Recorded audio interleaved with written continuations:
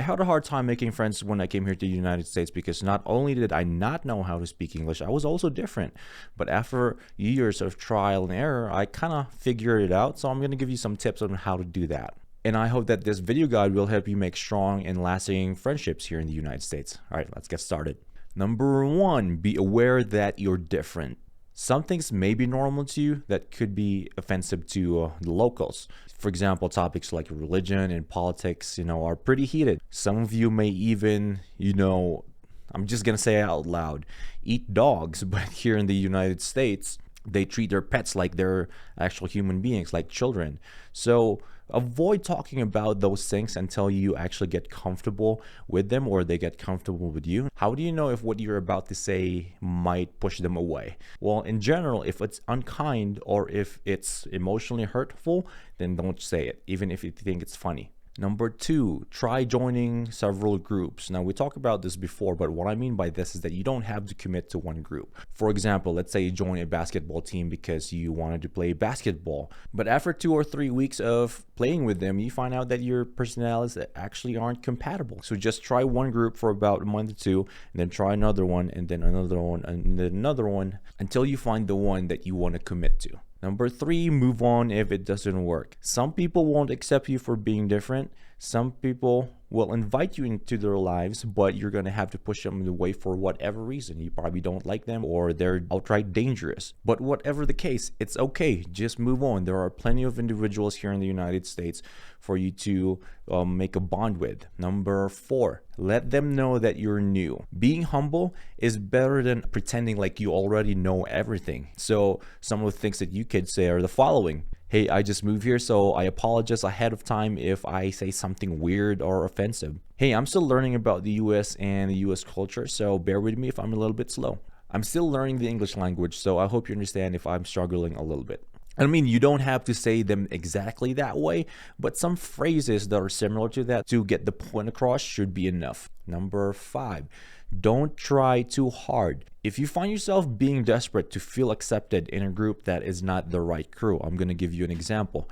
When I was in college, I've heard of this foreign student who desperately wanted to become part of a fraternity. And the students running the fraternity asked him to do all kinds of stuff, like do our homework, buy lunch for us, run errands for us, do all kinds of stuff for us. After 2 or 3 or 4 weeks doing whatever the fraternity guys wanted him to do, they said, nope, you're not going to be part of the group.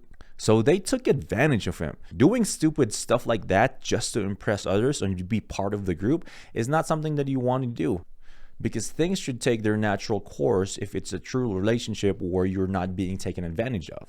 Number six, don't build your friendships on a lie. This is kind of like the previous tip where you're trying to impress them. But for this one, if you're telling false things about yourself, it's just a ticking time bomb that's going to explode in your face one day.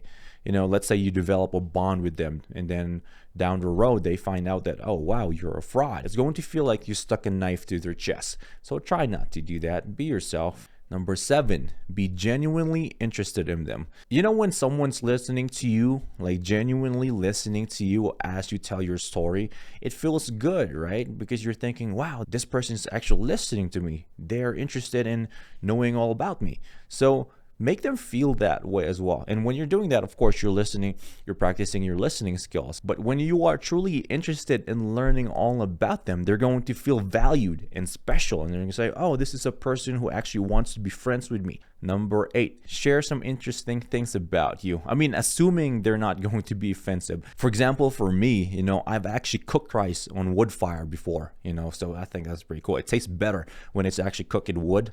I actually don't have a rice cooker as well, but I do make rice on just a pot, which is, what I prefer doing. And there's so many more that you can share about yourself, with the interesting stuff. And people will be interested in learning about those stuff, especially those who want to become friends with you. In closing, expect things to be difficult at first because you're going to go to one group, people will push you away for whatever reason. Either you're different or your personalities just don't mesh or you just want to stay away from them. That being said, there are actually some types of people that you want to avoid because you came here to the US, you made some sacrifices, or somebody else made some sacrifices, and it would be a shame if you ended up with the wrong crowd. But there are some of them who will just drag you down, and those sacrifices that someone made or you made are going to be wasted. So go to this video right here. I'm going to be showing you some of the types of people that you need to avoid. All right, guys, that's it for now, and I'll see you next time.